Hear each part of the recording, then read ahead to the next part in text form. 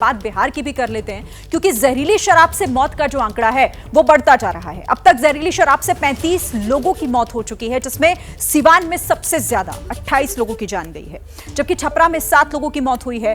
कई लोगों की हालत गंभीर बताई जा रही है। जहरीली शराब पीने वाले कई लोग अस्पताल में भर्ती हैं, जिनका इलाज अब भी जारी है। तो जहरीली शराब पीने से मौत का आंकड़ा बढ़ रहा है। सबसे ज्यादा सिवान में यह संख्या 28 तक पहुंच चुकी है। कई लोग अभी भी अस्पताल में जिंदगी और मौत के बीच लड़ रहे हैं, उनका इलाज चल रहा है। छपरा में 7 लोगों की मौत, कुल मिलाकर 35 लोग जहरीली शराब के सेवन से अपनी जान अब तक गंवा चुके हैं।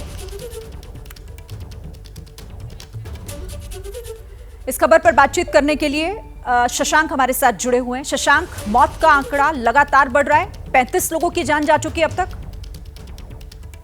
ये सरकारी आंकड़ा है। छपरा सिवान के लोग तो कह रहे हैं कि दोनों जगह मिलाकर 50 से ज्यादा लोगों की मौत हो गई है।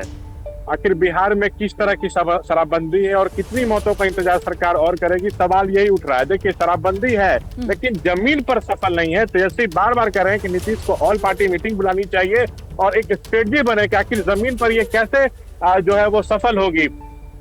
आरजेडी ये नहीं कर रही है कि आप शराबबंदी हटा दीजिए, मजबूती से लागू हो, इसकी मांग हर पार्टी कर रही है। और मैं आपको बता दूं, राजस्व का तो नुकसान हो ही रहा है, लेकिन नशा मुक्त बिहार हो ये जनता भी चाहती है, सभी राजनीतिक दल भी चाहते हैं। अब नीतीश को ये देखना होगा कि क्या वो ऐसा कदम उठाते हैं जिससे ये जो नीति है वो जमीन पर सफल हो पाएगी।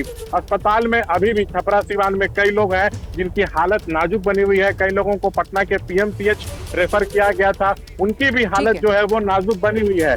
अब आंकड़ा ये कहाँ तक जाता है ये देखना होगा। गाँव में जो है राजनीति इस पर हो रही है। लोग कह रहे हैं कि आंकड़ा तो ये सरकारी है, असल हकीकत कुछ और है। शुक्रिया फिलहाल शशांक हमसे बात करने के लिए। देखिए, जहरीली शराब से मौत पर रविशंकर प्रसाद का बयान भी सामने आया और कह रहे हैं कि सरकार प्रभावी रूप से काम कर रही है। मामले की जांच के लिए कमेटी का गठन कर दिया गया है। लालू सरकार का कार्यकाल याद करें, ये कहा गया है रविशंकर की तरफ से कि लालू सरकार का कार्यकाल याद करें तेजस्वी, क्योंकि तेजस्वी इस मामले में सवाल उठा रहे हैं और कह रहे हैं कि प्रभावी तौर पर लागू होने की जरूरत है। ऑल पार्टी मीटिंग बुलाने की मांग भी लगातार विपक्ष की तरफ से की जा रही है। तो इस मामले पर सियासत तेज होती हुई। देखिए, ये पीड़ादायक है।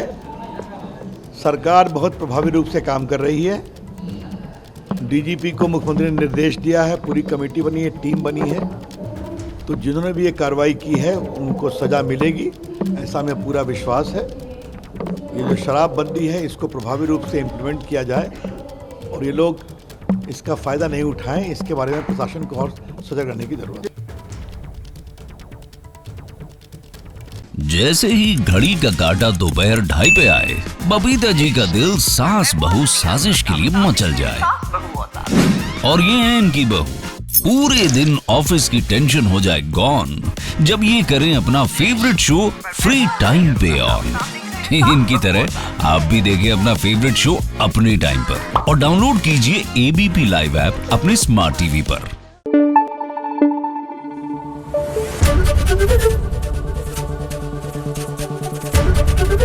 एबीपी न्यूज आपको रखे आगे।